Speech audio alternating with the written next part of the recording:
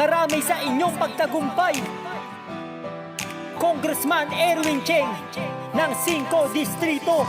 Kapag sinabing Erwin Cheng, siya ang tunay na pag-asa. Sa pagtulong ay sagad, kaya minahal po siya ng masa. Sa 5 Distrito na kanyang nasasakupan, ganyan si Erwin Cheng ay inyong maaasahan. Madaling malalapitan sa panahon ng kalamidad, agad nagbigay ng tulong sa kanyang komunidad. Sa panahon ng pandemya ay hindi siya nawala, patuloy sa pagtulong sa programang tinala. Marami ang natuwa sa kanyang mga proyekto, binigyan niya ng pag-asa para muling makatayo. Ang mga taong hirap sa buhay, nagbalik ang mga ngiti nang dahil sa'yo, kaya kami saludo po palagi. Salamat sa iyo, hindi mo kami pinabayaan. Ramdam namin iyo na di mo kami tatalikuran. Sa 5 Distrito daming nagawa, kasi ikaw ang tunay na idol namin pinagmamalaki. Salamat sa iyo sa mga nagawa mong tulong. Sa 5 Distrito, iyong isinulong, kaya kami lahat sa iyo dito ay nagpulong para ipakita ang aming suporta.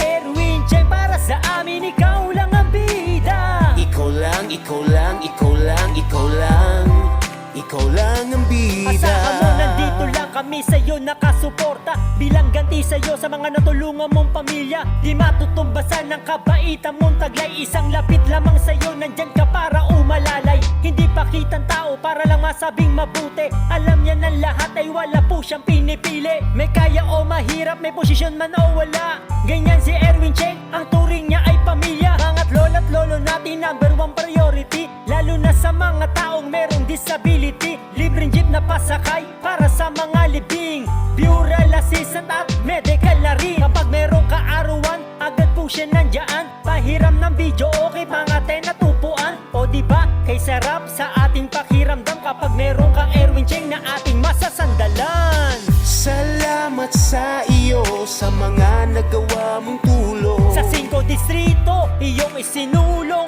kaya kami lahat sa iyo dito